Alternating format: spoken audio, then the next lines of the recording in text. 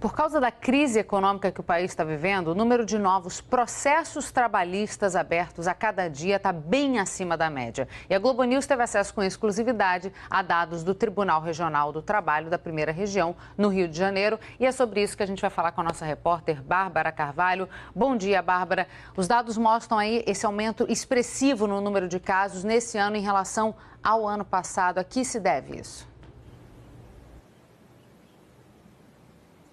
Bom dia, Cecília, Aline, bom dia a todos, principalmente devido à crise, é o que dizem os especialistas. E esse levantamento obtido com exclusividade pela Globo News mostra exatamente isso. Em janeiro do ano passado, por exemplo, foram registrados 15.647 novos casos de processos trabalhistas. Já em janeiro deste ano, foram 16.736 novos casos. Então, 1.089 casos a mais, isso só comparando um mês com o outro em relação ao ano passado. Mas se a gente compara 2015 com 2016, houve um aumento de 8,5% no número de processos trabalhistas no Rio de Janeiro. E se a gente pega a média nacional, houve um aumento de 12,3%, sendo que essa média de aumento de um ano para o outro variava aí, antes da crise, entre 3% e 4%.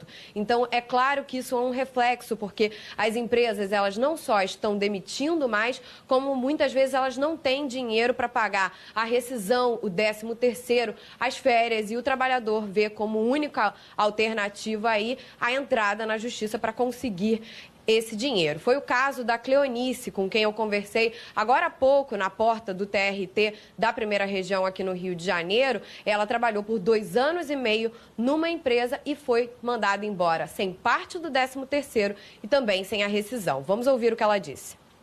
No início, a empresa estava tendo dificuldade até de efetuar o 13º, né, dos funcionários, e até mesmo também férias, né, e pagamento. Né, o patrão chegou a dar uma reunião na empresa, decorrer da crise, dos pedidos, a empresa não estava com condições de adiantar. Eles tentaram fazer um parcelamento do 13º, mas não chegou a pagar esse parcelamento todo. Pois é, e sobre isso eu vou conversar com a professora de Direito Trabalhista, Juliana Abrax, da FGV. Juliana, vocês, como escritório também de advocacia, têm notado o aumento dessa procura, dessa demanda, tanto por parte das empresas como dos trabalhadores em relação aos processos? Bom dia. Bom dia, sim, é visível, né? Primeiro, pelas empresas, o volume de processos que as empresas têm recebido é muito maior. Depois, do próprio ponto de vista dos trabalhadores, a gente também atende, no escritório modelo das faculdades, e o trabalhador vem procurando muito mais a justiça. Você mencionou muito bem, as empresas não pagam rescisão, as empresas estão com salários atrasados, fundo de garantia não depositado, e as pessoas não conseguem se recolocar.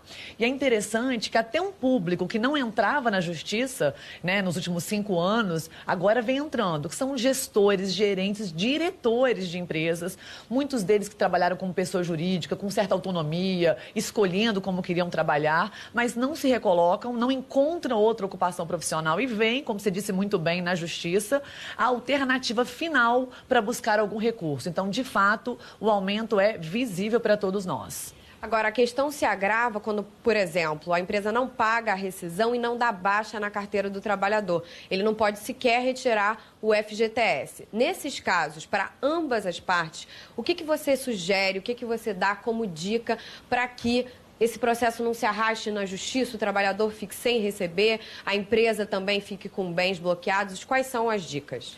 Olha, a melhor dica seria a celebração de um acordo, né? E é engraçado que a própria reforma agora prestigia acordo entre as partes. Então, tanto para a empresa quanto para o trabalhador, um acordo é o melhor caminho. A justiça é lenta, é morosa. A gente distribui processos trabalhistas que já estão sendo marcadas audiências para final de 2018. Né? Então, você imagina, você deu um ótimo exemplo. Carteira de trabalho não baixada. Ele não sabe saca o fundo de garantia, não se habilita no seguro-desemprego? Como é que ele vai esperar até final de 2018 para ter a sua primeira audiência para conseguir um provimento nesse sentido? Então, não só o acordo é uma excelente opção, como se esse acordo não sair, eu penso que o judiciário, por mais que ele esteja sobrecarregado, ele precisa conceder as chamadas tutelas de urgência. Então, fazer a Secretaria da Vara dar baixa nas carteiras, expedir alvará para o saque do fundo de garantia, expedir ofício para o Ministério do Trabalho e Emprego para habilitação no seguro-desemprego. E o mais interessante é que nem sempre os juízes estão praticando. Verba rescisória não paga, como você disse, 13º não paga, salários atrasados, não aguardar a audiência marcada para final de 2018, conceder um prazo à empresa para que em 10 dias prove documentalmente o pagamento daquelas verbas, que pagamento se prova com recibo. Não fez o pagamento, vamos dar para expropriações, penhora online, retenção de crédito nas mãos de terceiro. Então, são medidas para ajudar a desafogar o mínimo para o trabalhador. Muito obrigada pela sua participação, pelos seus esclarecimentos. Cecília e Aline. Obrigada, Bárbara, e a nossa entrevistada também.